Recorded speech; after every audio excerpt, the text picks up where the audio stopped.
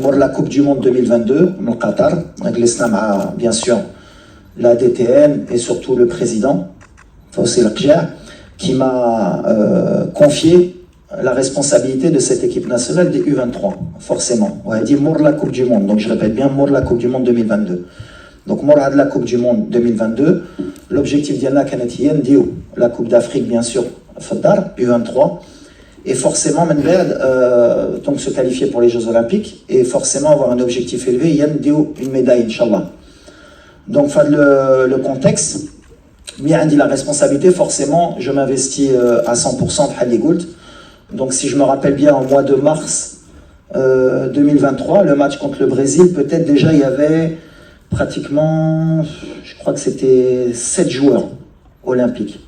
Si je me rappelle bien, 2023, les Olympiques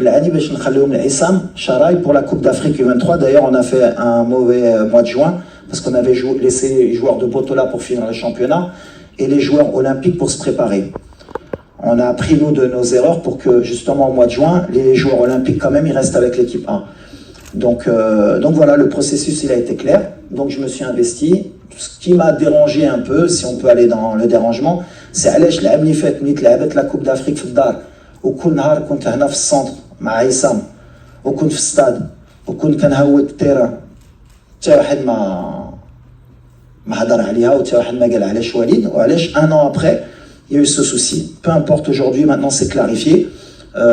Quand le président m'a donné la responsabilité de nommer le sélectionneur des U23 pour les Jeux Olympiques, et je le remercie pour la confiance, c'est moi qui ai nommé Tarek Skitioui, et j'assume ce choix. Et j'ai pris la responsabilité de, si ça se passait pas bien, bien sûr, de prendre la responsabilité. D'ailleurs, Tetou Ali, la responsabilité, puisque quand on a perdu un match au JO, c'était la faute du sélectionneur des A. Mais avec Tarek, ça s'est super bien passé, puisque déjà, on avait une réunion au préalable quand il était au Mas de Fès, quand je lui ai proposé le challenge des Jeux Olympiques, et sur tout le mode opératoire des Jeux Olympiques, tout était clair. C'est-à-dire qu'il savait très bien que les joueurs, il les aurait pratiquement 15 jours avant les Jeux Olympiques. Il savait que les joueurs étaient avec moi, qui travaillaient avec moi et qu'ils allaient les récupérer. On a travaillé ensemble dans le processus pour que les clubs acceptent de libérer les joueurs, puisque ce n'était pas une date FIFA. Donc, pendant tout le mois de vacances que j'aurais dû avoir, c'est moi qui me suis déplacé pour convaincre et Monaco, et le Betis de Séville, et le Havre, et X et Y. Bon, c'est vrai que j'ai échoué sur Shadi Riyad et sur Saïbari du PSV, puisque les clubs n'ont rien voulu entendre, malgré que jusqu'à la dernière minute, on s'est bien battu. Le fait que Azouzi vienne le 20 avec Bologne, avec bien sûr Marco Di Vaio, avec qui j'ai eu un très bon contact, on a trouvé l'accord alors qu'au début il ne devait pas libérer. Donc voilà le processus, comme l'a dit Tarek, il l'a très bien expliqué, comment on a fonctionné pour que le Maroc gagne à la fin. Et en fait, ce qui m'a dérangé dans tout ça, c'est que dans le process, peut-être ma Kuntouch Wolfin a le processus, dans ce process, c'est le résultat. Est-ce qu'à la fin, on a réussi à être champion d'Afrique et avoir une médaille?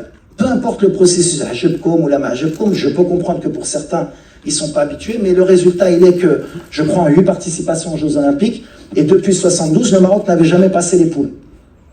Du tout. Et qu'aujourd'hui, on est la première équipe, historiquement, à être médaillée, et félicitations à Tarek, parce qu'il a fait un travail extraordinaire. Donc à partir du moment où il y a le résultat, et qu'en 2 ans, alhamdoulilah, on est passé d'une équipe qui fait une demi-finale de Coupe du Monde, qui fait une demi-finale de Jeux Olympiques, qu'on a rajeuni l'effectif, et tous ces jeunes, puisque sur les 18 joueurs, il y en a 12 qui sont passés par l'équipe A avant. Donc ça veut dire que j'ai intégré dès la fin de la Coupe du Monde un processus de rajeunissement de l'équipe pour préparer bien sûr le présent, puisque moi je suis jugé sur le présent, et je vous l'accorde, mais mon travail en tant que cadre marocain et entraîneur national, c'est de préparer aussi l'avenir. Parce que ce qu'on prépare, c'est 2025, 2026, mais aussi 2030. Pour le sélectionneur qui sera en place, Inch'Allah, à ce moment-là.